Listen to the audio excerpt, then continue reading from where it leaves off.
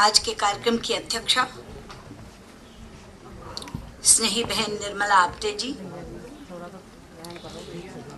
दिल्ली चेतना की अध्यक्षा बहन इंदु अनेजा जी, बहन नीलम चौधरी जी, और आज के इस कार्यक्रम में भाग ले रही आदर क्योंकि मेरी माताओं और बहुत ही स्नेही बहनों,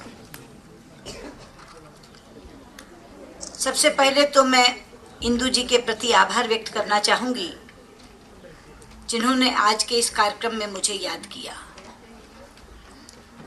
राजनीतिक कार्यक्रमों में जाने का मौका तो अक्सर मिलता रहता है, लेकिन कुछ कार्यक्रम ऐसे होते हैं जो हमें स्वयं को ऊर्जा देते हैं,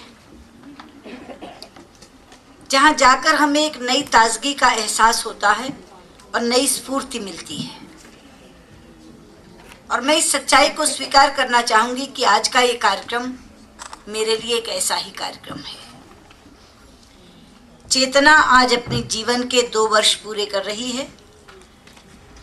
वैसे तो 2 वर्ष की बच्ची को नन्ही ही समझा जाता है, लेकिन 2 बरस की बच्ची स्वयं चलना सीख जाती है। उसे न वॉकर की जरूरत पड़ती है, न किसी की उंगली पकड़ने की। इसलिए चेतना नन्ही बड़ी है, लेकिन स्वयं चल रही है बिना किसी का सहारा लिए। अभी जब प्रज्ञा जी रिपोर्ट दे रही थी तो वो कह रही थी कि हमने कुछ तय नहीं किया था कि चेतना क्या करेगी। हम परिवार परामर्श केंद्र चलाते थे, लेकिन चलते चलते आत्मरक्षा पर भी आ गए और अन्य विषय भी ले लिए। यानी चेतना का आधार भी व्यापक होता जा रहा है और चेतना का कार्यक्षेत्र भी व्यापक होता जा रहा है और चेतना की बढ़त भी व्यापक होती जा रही है। वो कह रही थी कि विमेन लिबरेशन जैसी चीजें आती हैं, लेकिन हम लोग शक्ति की बात करते हैं। ये सत्य है। चेतना कुछ मायनों में बाकी महिला संगठनों से फर्क है, क्योंकि जिस विचारधारा से ये जुड़ी है उस विचारधारा में नारी मुक्ति शब्द नहीं है, नारी शक्ति शब्द है। पाश्चात्य संगठन नारी मुक्ति की बात करते हैं, विमेन लिबरेशन, लेकिन हम उनसे पूछते हैं कि मुक्ति किससे दिलाना चाहती हो नारी को? परिवार से, पति से, बच्चों से, समाज से, किससे?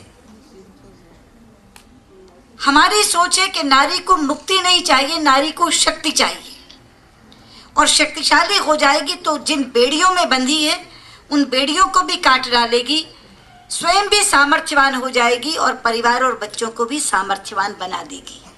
और ये सोच का अंतर ही चेतना को एक अलग पहचान देता है। एक कवि की 4 पंक्तियां हैं। एक पथरीली डगर है नारियों की जिंदगी, एक पथरीली डगर है नारियों की जिंदगी, एक तपती दोपहर है नारियों की जिंदगी। चाहे हो अग्नि परीक्षा, चाहे चौसर की बिसात, सीता और द्रौपदी के बिंदु हैं। चाहे हो अग्नि परीक्षा, चाहे चौसर की बिसात, हर सदी में दांव पर है नारियों की जिंदगी। तो दांव पर लगी हुई नारियों की जिंदगी को जीती हुई बाजी में बदलना, ये चेतना का लक्ष्य है। और इसीलिए वो अपने कार्यक्रम के आधार को व्यापक बना रही है।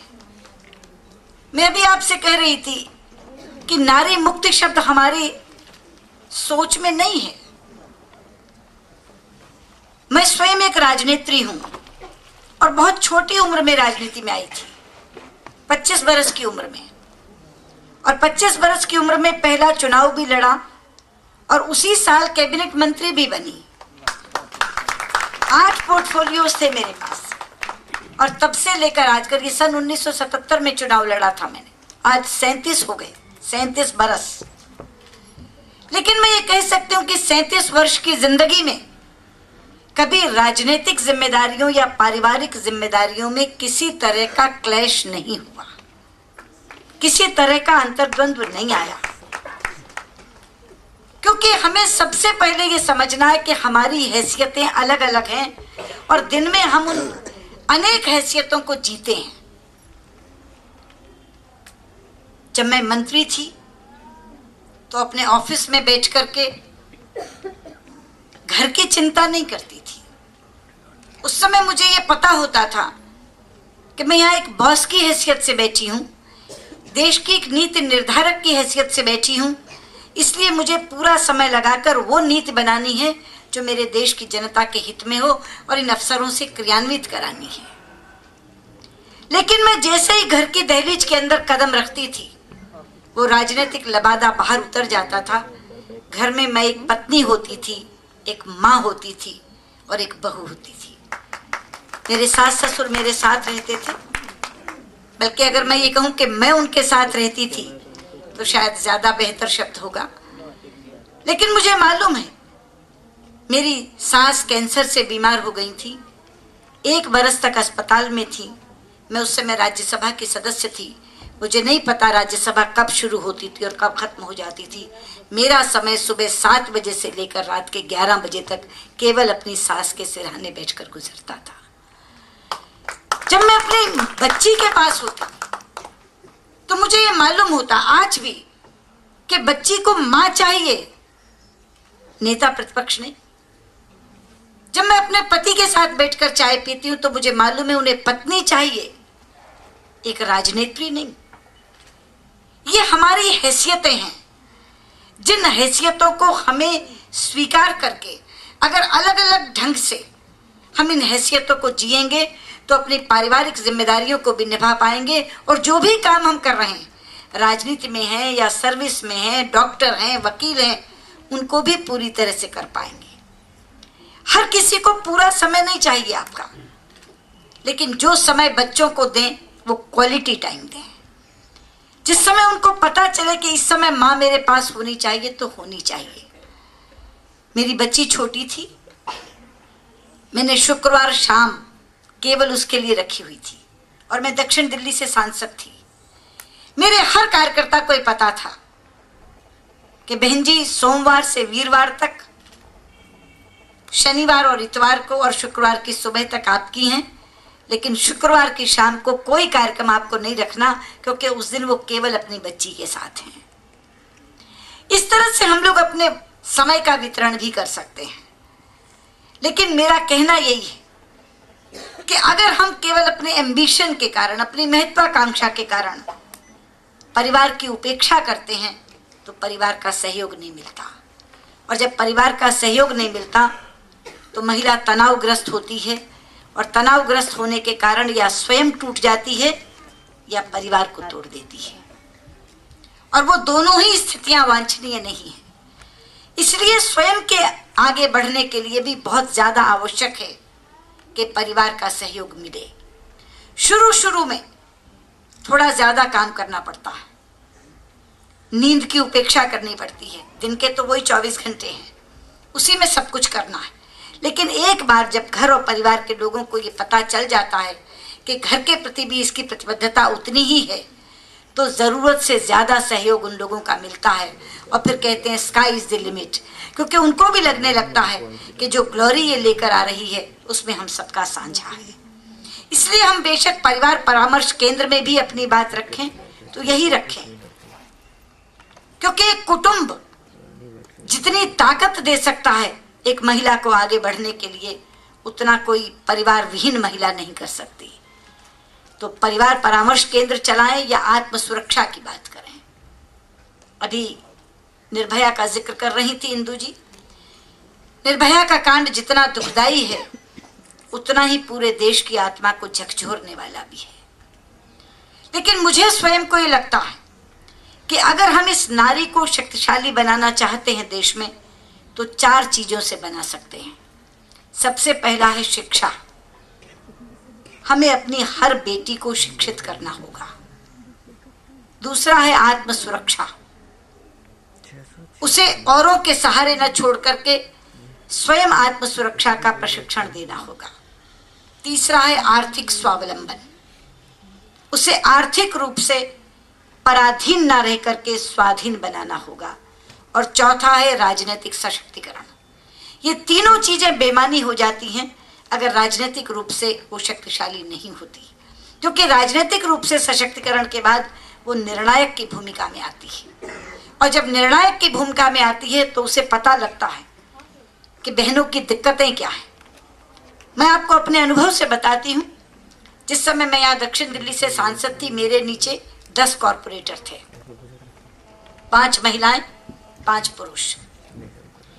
जब मैं अपनी सांसद निधि बांटती थी तो 10 को बुलाती थी, पूछती थी उनसे आपको किस चीज के लिए पैसा चाहिए। तो पुरुष मांगते थे कि लाइब्रेरी के लिए दे दो, एक पार्क में फाउंटेन लगाना है उसके लिए दे दो, बाहर की लाइट्स के लिए दे दो, बड़ी पोलो लाइट्स, ताकि पूरी की पूरी बाहरी सड़क हमारी जगमगा जाए। लेकिन जब महिलाएं आती थी तो कहती थी महिला शौचालय के लिए दे दो, हैंडपंप के लिए दे दो, हमारे मोहल्ले में लट्टू नहीं है वहां ट्यूब लगवा दो। ये सोच का अंतर था। कभी किसी पुरुष को यह सूझा नहीं कि महिला शौचालय के अभाव में जिस बेपर्दगी का वो शिकार होती है उसके लिए अगर मैं पैसा दे दूं तो कम पैसा भी लगेगा, लेकिन एक बहुत बड़ी असुविधा से उसे फुर्सत मिल जाएगी, राहत मिल जाएगी। उसे बाहर की लाइट सूझती थी कि जगमगा देगा मेरा वार्ड, लेकिन इसको मोहल्ले की लाइट सूझती थी, क्योंकि मोहल्ले की लाइट ना होने के कारण उसकी बहन बेटियां जिस तरह की छेड़खानी का शिकार होती थी, उस अंधकार से उसे मुक्ति मिलेगी। वो हैंडपंप मांगती थी, पुरुष फाउंटेन मांगता था, वो हैंडपंप मांगती थी, क्योंकि उसको पता था कि पानी के अभाव में सबसे ज्यादा अगर दुख किसी को उठाना पड़ता है तो वो उसे उठाना पड़ता है। पुरुष तो सुबह एक बाल्टी पानी से नहाकर दुकान दफ्तर चला जाता है, लेकिन बाद में कपड़े धोने हैं, खाना बनाना, बच्चों को नहलाना, स्वयं को नहाना, उसके लिए उसे पानी की जरूरत पड़ती है। तो ये जो हम कहते हैं ना कि माइक्रो लेवल की चीजें, छोटी चीजें, ये पुरुष के दिमाग में नहीं आती थी, लेकिन ये उन महिला कॉर्पोरेटर्स के दिमाग में आती थी। और वो जब ये करती थी तो वो स्वयं शक्तिशाली नहीं होती थी, वो उस मोहल्ले की तमाम औरतों को शक्तिशाली बनाती थी जिनको हैंडपंप मिलता था, उन महिलाओं को शक्तिशाली बनाती थी जिनके लिए शौचालय बनते थे,